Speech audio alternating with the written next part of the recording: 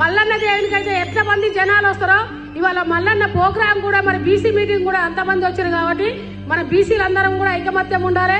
మరి తెలంగాణ కోసం కూడా బీసీ ఎస్సీ చనిపోయారు కానీ అగ్రవర్గ కులాలు ఎవరు కూడా చనిపోలేదు. ఆ కులాలు చనిపోతే ఈ రాజ్యమే వేరుండు. ఆ కులాల పిల్లలు చనిపోతే తల్లులు ఏ అసెంబ్లీలో పార్లమెంట్ లో ఉందరు కాక శ్రీకాంతాచారి త్యాగం చేసినందుకు నన్ను 4 గోడల మధ్య నుంచి రాజకీయం చేస్తున్నారు. కానీ ఇవాళ అమరవీరుల కుటుంబాలకు కానీ అమరవీరుల తల్లులకు కానీ మరి బీసీ బిడ్డలకు కానీ న్యాయం జరగాలంటే మన ఓటు మనం వేసుకొని మన బీసీలను మనం కాపాడుకోవాలి. గల్లీ నుంచి ఢిల్లీ దాకా బీసీలే ఉండాలి. బీసీ ఓటు వేసినప్పుడే మన బీసీలకు న్యాయం చేసినప్పుడే మన న్యాయం జరుగుతుంది. మన బీసీలు కూడా రేపు స్థానిక ఎలక్షన్లు వచ్చినా ఏ ఎలక్షన్లు వచ్చినా పోటీ చేస్తే ఆర్థికంగా రాజకీయంగా బీసీ బిడ్డలు ఎక్కడ పోటీ చేసినా ఆర్థికంగా ఆదుకోవాలి, రాజకీయంగా ఆదుకోవాలి.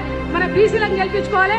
మన మల్లన్న వెంట బీసీ బిడ్డలందరూ ఉంటాం. 1000 మంది అమరవీరుల కుటుంబాలు అన్నాని ఎంబడి నడుస్తాం.